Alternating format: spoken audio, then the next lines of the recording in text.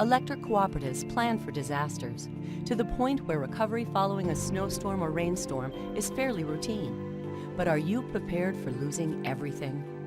Tri-County Electric Cooperative of Rushford, Minnesota recounts the events of August 19, 2007, and the weeks of recovery following a flood that submerged the city and damaged the cooperative's office, warehouse, and totaled 25 fleet vehicles.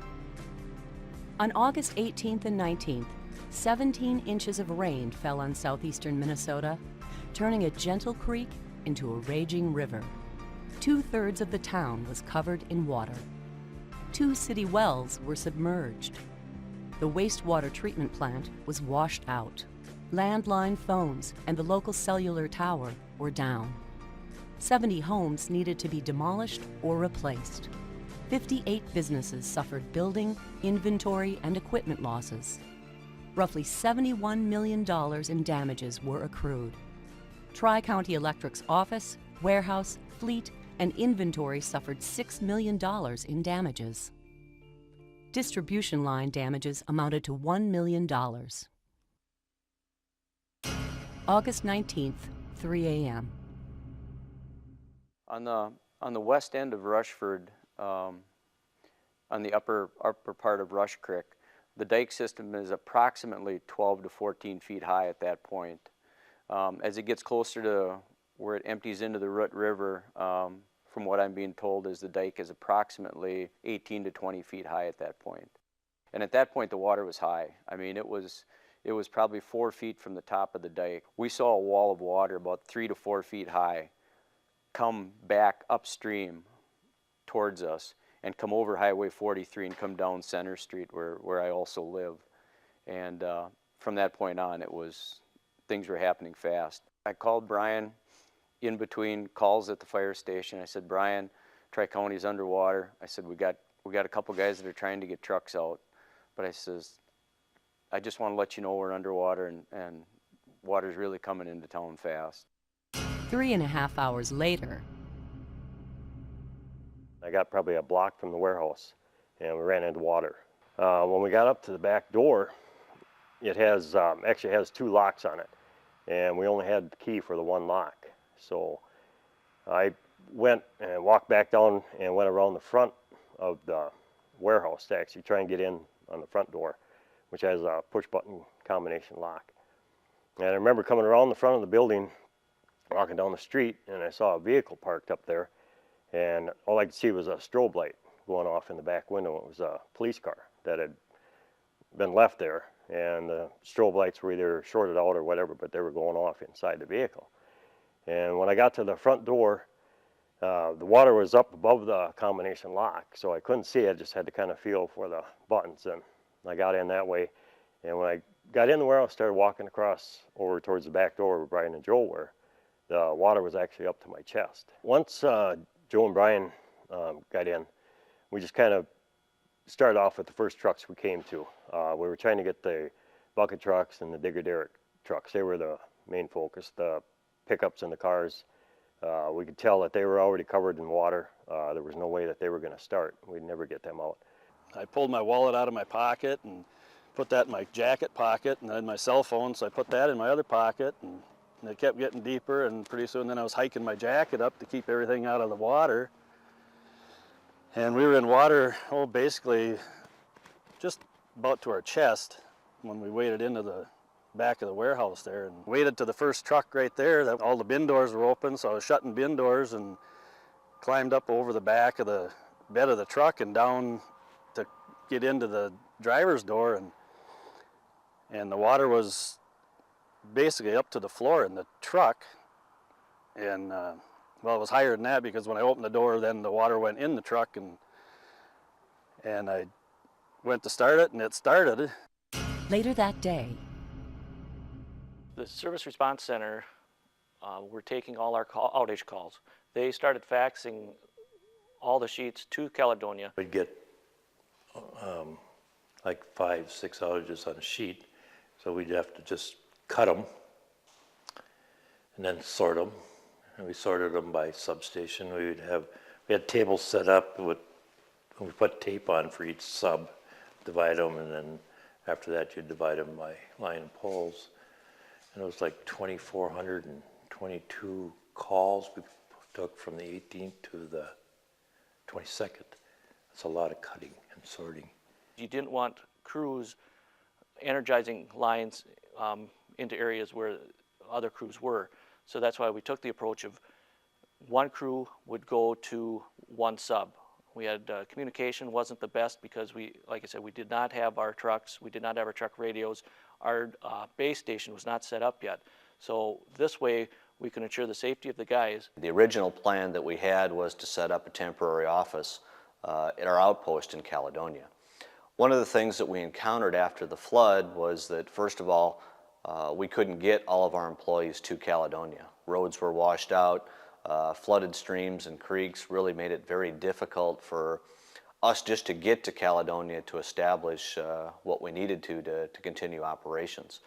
At the same standpoint, we found out very early on that we needed to be closer to Rushford, what we called as ground zero. There were a lot of things happening in the community that we needed to have a presence at. We went up on top of the hill of Rushford, about 7 miles away, and we were able to use our cellular telephones. We went down to the airport and we seen a double-wide trailer. We also recognized immediately that we could in turn get communications from Darrell and Power with the temporary satellite. We had our dispatch for handling outage restoration set up in Caledonia. We actually had the temporary airport facility for handling billing and some of that status. We also were down in downtown Rushford as part of the cleanup process. So we had people, employees at different parts of our service territory. The thing is we needed to keep communications going for everybody to know everybody had the same plan in mind and the same vision. It also got to be a challenge from the standpoint of trying to get things done being so spread out. With the level of the flood being at what it was, pretty much everything was lost. All of our computers, our servers, things like that were all lost. And also when you think of an entire basement, the entire contents of the basement were lost, and that included the Energy Management Services Department, our locating technicians departments, the first call departments. Everything totally was lost in that department. So that was very devastating. We also lost the items in the warehouse. We lost all of the inventory in the vehicles that were flooded in the warehouse. Our initial concern was, our backup tapes in our servers. And there were a couple of items that we did save that were rack mounted and were high. And that was one of our servers. And so we were able to get that backup tape too, just to have, although it wasn't needed because we did have other backups stored offsite. We went through the disaster plan, and the first thing that I knew needed to be done was to contact National Information Solutions Cooperative, or NISC, which is the company that holds and stores our data and provides our billing, accounting, payroll, most of our systems. We were so fortunate that we are affiliated with an organization like them because their customer service is just outstanding. One call to their organization made that morning from a cell phone on the road by the airport was all that was necessary. Within the hour, they had employees rebuilding our server, packing up equipment, and leaving the Mandan, North Dakota office to come to Rushford. They actually were in our office the following day with all the equipment that we needed to get us set up and get us going. I believe right after the flood, the number of members out of power was somewhere in the neighborhood of 3,300 to 4,000. I believe CRC took 2,400 plus calls the first 3 days. Well, with the limited number of vehicles we had some of the guys use their own personal equipment, pickups, trailers, four-wheelers, and then almost immediately, within a day or so, I've had acquaintances within the cooperative family throughout the state that called me and said they heard Rushford had problems and if we needed anything to give them a call. So some of our close neighboring co-ops had vehicles coming almost immediately, which did help out. Our inventory really took a hit. I mean, the damage was complete and almost complete, or it was devastating and almost complete. We really had very, very little that we had left to work with as far as actual product and equipment and that we could use for either resale or for helping us in our work. We had just received that week prior to it, and even up to Friday, just before the end of work closed, shipments of our AMR meters. Some of these meters I had ordered back last October and had waited almost a year to get, and now they were gone.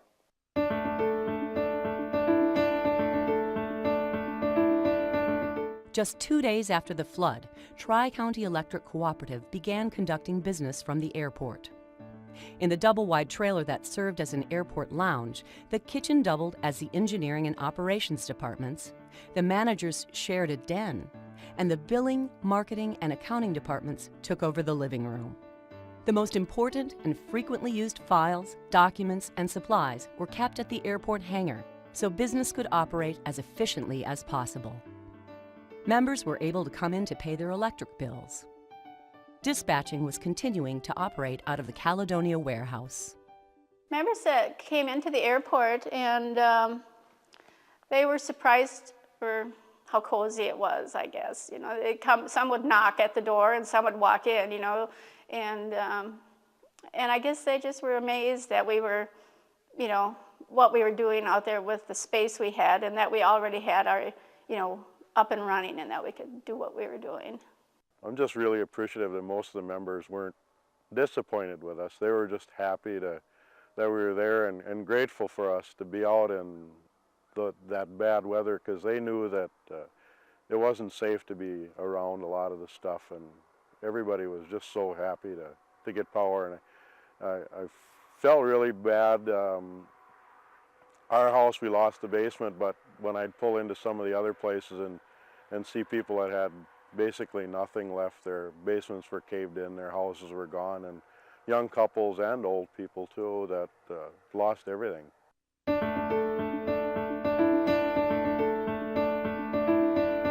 Some of the supplies that we needed immediately for the cleanup that I felt we needed were the nitrile gloves, the chemical resistant gloves, because there were a lot of waste products floating around the town. There was raw sewage, there were a lot of chemicals, gas and oils, so I felt we needed to get the gloves right away. Antibacterial wipes for the guys to wipe their hands and the gals to wipe their hands if they came in contact with it. I wanted to make sure we got some respirators for the folks to wear because of the potential for the mold in the air. I also made sure we got boots lined up. We needed flashlights because obviously there wasn't any power in the town. So just the basic items we needed to just assess the situation and see what was going on is what I immediately got. I relied pretty heavily on our vendors to get me the materials that I needed right away, and I think that was very key, that we had vendors that we could call and they would have materials here for us the very next day. My job was, during those first few days when we did get access to the building, was to remove what personal belongings we could. So I went from room to room. We went through hundreds and hundreds of totes, large plastic totes that week, and would take anything that was above floodwater, anything that was dry, we'd take and put in the totes. We'd mark with the person's name, and then take it outside to be loaded into a semi-trailer, which went to an off-site storage facility until we could get back into our warehouse. There were big dumpsters out in front of the building, huge, huge dumpsters that were almost the width of the building. And the men would come from the building with carts full of stuff, and then they would lift the items out of the carts, and a lot of the stuff was mud covered, so that we would try to turn the item over and determine what the brand name was, what the model number was, if we could even see it.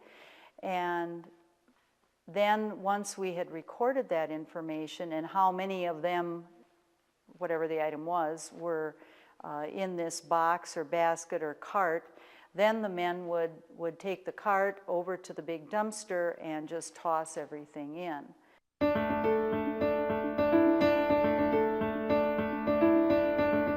After 30 business days of working out of the airport lounge and the Caledonia warehouse, it was time to move back downtown. The Rushford warehouse was cleaned and sanitized, and 5 warehouse office areas were reconfigured to accommodate 18 people. The other 19 employees moved into a 4-plex construction trailer behind the flood-damaged headquarters and next to the warehouse. Plastic tote containers were organized in the warehouse so employees could set up their offices with the materials that had survived the flood. The office building was cleaned and sanitized.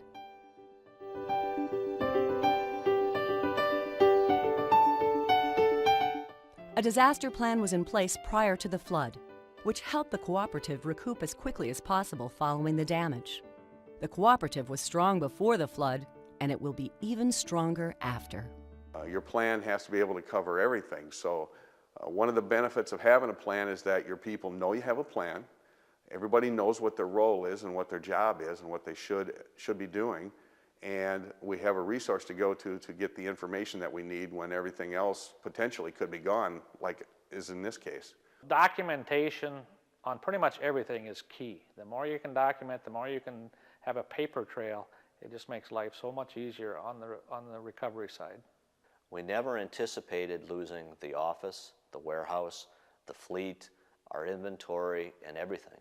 So I'd really encourage co-ops when they go through their disaster planning to really say, how do we start over? Our crisis communications plan includes contact information for some of our key employees and other staff members. It has their home phone and their cell phone numbers. Cell phone numbers were instrumental in those first few days when landline phones were out and there really was limited cell phone coverage itself. It also includes email addresses, phone numbers, and fax numbers for the media. And it also has information in that plan, so if we'd have to plan for lodging for anybody or for catering services. And it also provides some simple guidelines for working with the media. Getting our message out to the membership was difficult in our situation simply because of the lack of ways to communicate. Every morning, myself and 2 other employees would make the calls to the radio stations, actually put us on live and talk with us about our situation.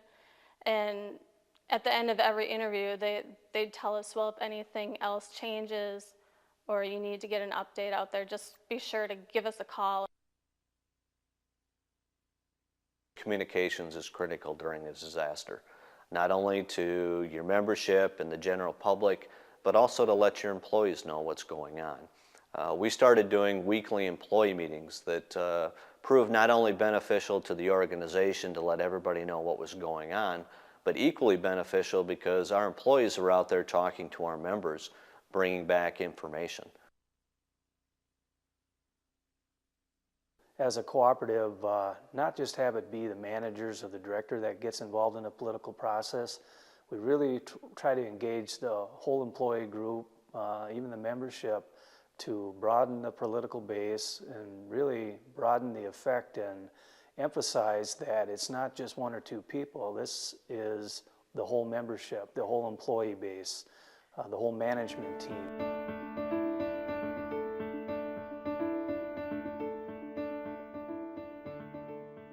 Thanks to all those who donated to our employee fund. It was just maybe a day after the flood that I was directed to work with our statewide association to get a fund set up. We didn't know at the time exactly how many of our employees were affected by the flood, but we have several people who have Rushford addresses. And to all those other co-ops, individuals, and other employees who donated that money, I just want to say thank you on their behalf. Your donations and your generosity will never be forgotten by those people. I'm on the employee association here, and I actually got to hand out some of those checks. And to see the tears in their eyes when they get those checks, I just can't describe that feeling. They'll forever be grateful for your generosity and your thoughtfulness and helping them out in their time of need. I think one employee during an employee meeting actually kind of summed it up quite well by saying, you know, working in the co-op system as long as he had, he understood what it meant to be part of the co-op family. You help others. But he said, until this happened, I don't really think that my family understood what it meant to be part of the co-op family. So thanks to everybody who made those donations. The devastation that hit Tri-County Electric Cooperative was its greatest challenge since its creation in 1936. The response from the employees was key in turning a crisis situation into a truly remarkable recovery story. For more information, contact Tri-County Electric Cooperative, 507-864-7783 or 1-800-432-2285, www.tec.coop.